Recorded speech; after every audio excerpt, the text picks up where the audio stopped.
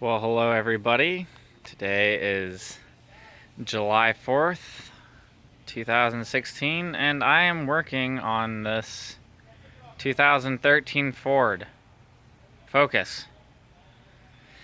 Anyway, I just wanted to say sorry if you own this car. I think it's a total pile of junk, and if you like it, then you're probably one of the lucky ones that don't have a lemon, because this one sure is. We've had countless problems with this thing, and it's just too young to have so many problems. Anyway, I wanted to talk about a starting issue that this car has had. I just fixed it, and I wanted to go over with you what I did in hopes that it may save you some time, energy, and stress in the future. A lot of people have transmission issues with these cars. This one is the 6-speed automatic, I believe. Anyway, never really bothered to look into it. Anyway, we had the dealership replace some clutch packs and the computer, and seemed to fix a problem. But about 2 months later, the starter started going out, or at least that's what it seemed like. Actually, it seemed like a weak battery, so I went and bought a new battery, threw it in there. Same problem still persisted. It was really slow cranking. I mean, very much like a weak battery or a bad ground.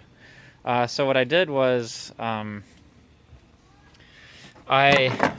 made a little ground cable in addition to the standard one right here, and also down underneath the car I made another ground cable that went from the body to the engine, and this one goes from the battery to the body, just so current flows a little bit better. It's not a very heavy gauge, but this one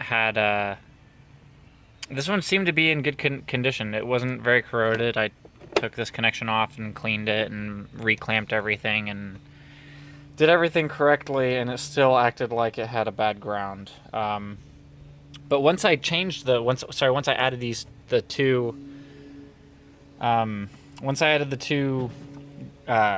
ground cables, it actually acted like I had fixed it. But I guess what had happened is that it just reduced the resistance and more current was able to flow to the starter, and it simulated a fixed issue. But what it really was is the starter was just going out on its last leg, giving everything that it's got. One complaint that I have is the starter is only maybe 3 years old, and it shouldn't have gone out.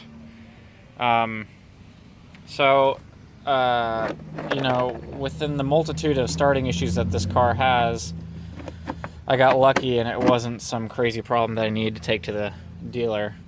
So basically how you would diagnose it is if you went to go and put the key in the on position and you click it, you turn it to start it, you'll hear a click and then a click. It's because your starter's on a timer. It's not, in the old days it would only start as long as you turn the key, but now you can just touch it and then it'll start. Well, this one, it goes click and then click. You can hear it. And what's happening is there's a relay in your relay and fuse box here, and then also there you have a starter solenoid. Sorry, I'm pointing at the intake manifold, but the starter's right underneath it. Your starter has a relay in it. A solenoid in it, and your relay clicks, sends current to your starter, and you can hear it click. But if nothing happens, and you're sure that all your battery cables are good, and your battery is good, and your alternator is working, if you know all that is in order, and that is just clicking, but your engine's slowly rotating or not rotating at all, then it's almost guaranteed that you have a starter issue. So what I did is I went on advancedautoparts.com. They do, they sell parts. So I went and picked up the starter, but the cool thing is it's like a $150 starter. It's a remanufactured one from CarQuest. Obviously, this is the old one. The new one's in the car. It looked brand new. But they have online coupons where you can just look online, and I got $40 off of the new starter. So I lifted up the car, took off the base plate, and it looks almost impossible to get to, but you really can. It's not that difficult. It was significantly more easy than I expected. But I thought you'd have to remove the intake manifold, but you don't. You do it all from underneath the car. But the first step to do is to take off the negative battery cable. That is the correct way to do it. Apparently, you won't lose all of your memory settings and time and everything if you do that. But I just went and took off the positive battery cable. It just basically wipes all your radio settings and all your time. But honestly, I do not feel like dealing with that. Getting back there, because I already had to get back there once, and it's just no point in dealing with it right now. So basically what you're looking at is the starter sits like this on the motor, and there's a bunch of hoses and electrical cables and wires going around and over this thing. And there is a metal guard that goes over this, held on by two 10 millimeter nuts. So you take the two 10 millimeter nuts. This one's kind of hard to get to, but I can promise you can get to it. Just do a 1/4 drive 10 millimeter deep socket, and you'll be able to get both of them. So you pull all the cables and whatever that's clipped to the metal. You pull all that off, pull the metal off, and the metal guard off, and just move it to the side. And then over here, you'll have a plug that goes to here. So the plug you undo, and then here you'll have a 10 millimeter and then a 13 millimeter. You don't want to undo this one because this one's permanently adhered to the starter. There's no point in taking that one off. Sorry, it's blurry. So this will be a 13 millimeter. Take that one off and take this one off, and there's a plastic guard over it. But once you take those two off, it just the two electrical cables, or the two wires, are built into the plastic guard. You just slip it off and move that out of the way, and then all you're left with is two 13 millimeter nuts right here, they're kind of studs, or bolts, and you take those off, and the starter will just literally fall out. And so you take that out, and then you just reverse the process. So anyway, for diagnostics, I wanted to show you this. You kind of pull up on this tab, it moves up like that, and then pull. You just wiggle it and it'll pull. Okay. I've already went and done all the research for you. This is your starter relay. This is a good way to test if it's your computer making your car not start, or if it's your starter actually not working, or even your relay that's broken. This could go for all three.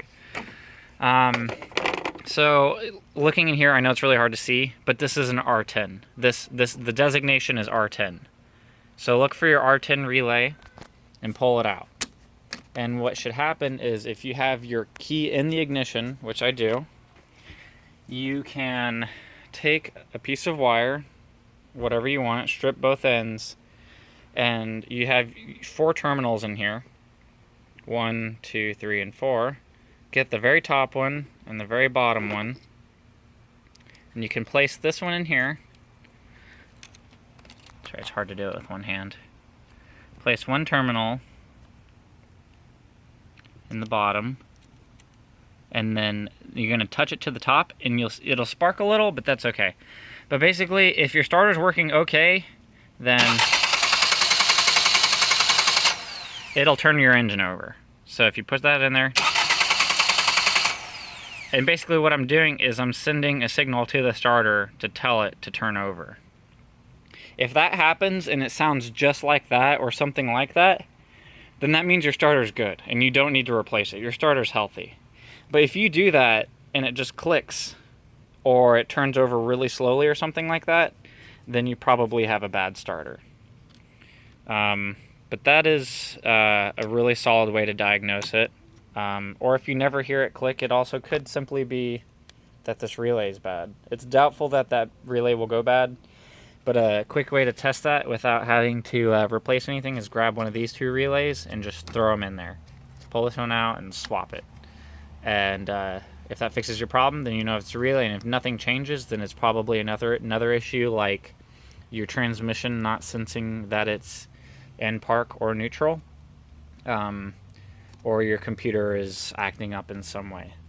So I hope that helps. It took me probably about an hour and a half to replace the starter. It wasn't nearly as bad as I thought.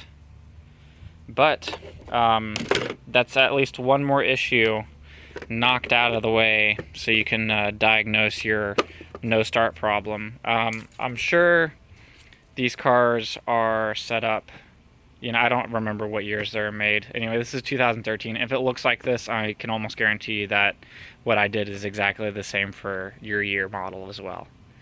So I hope this helps, and feel free to subscribe to my channel. I'll be posting a lot of cool and helpful videos about pretty much anything. And I hope y'all have a great 4th of July and a great day, and thank you.